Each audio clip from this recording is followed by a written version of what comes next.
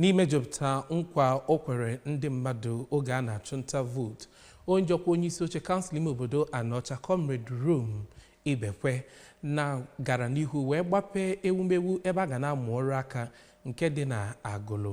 Ya bụ ewumewu ịmụ ọrụ aka bụ nke ga-azụpụta ndị mmadụ n'ịkwa akwa, imepụta ihe ọtịta, imepụta akpụkpọ ụkwụ na idozi isi, tinyere nke ICT na ọrụ aka ndị ọzọ nke ga-eme ha ka ha bụ ndị kwudoro onwe ha.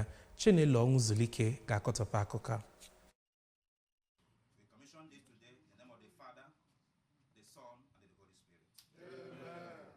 Mgbe o werechara ọnọdụ dịka onye isi okpuru ọchịchị Anaocha, Comrade Ibekwe gara n'iru zụọ mmadụ 500 na akaọrụ dị iche iche iji wee merube ya bụ ihe gọvanọ Chukwuma Soludo na-eme na Anambra steeti nke akpọrọ One Youth Two Skills. Mgbe ọ na-agbapezi ya bụ ụlọ ka Comrade Ibekwe sịrị na ọ bụ ihe ịtụ anya na emepere ya bụ ebe maka na ọ ga-eweta ọganiru na obodo ahụ ma dọrọ ụmụ ntorobịa tinye na ihe ga-abara ha uru ha ga-eji wee bụ mmadụ. Sikwazịa na ya ga-emekwa otu a na Anaocha Constituency 2 iji wee werute gọọmenti nso na ebe ndị mmadụ nọ. Onye President General nke Agụlụ bụ Chief Oliver Afamefuna toro Comrade Ibekwe maka ịkụ mkpụrụ na ndụ ndị ntorobịa iji wee hụ na ha nwere echi ọma. Mgbe ọ na-ekwuzi okwu ka onye Deputy Mayor bụ Barrister Peter Emene lụtụrụ aka na Comrade Ibekwe na-eso ụkpụrụ gọvanọ Chukwuma Soludo n'ihi na ọ na-arụpụta aka ọrụ bụ ịgba na ya bụ okpuru ọchịchị, si na n'oge na-adịghị anya na ha ga-abụzikwa Dubai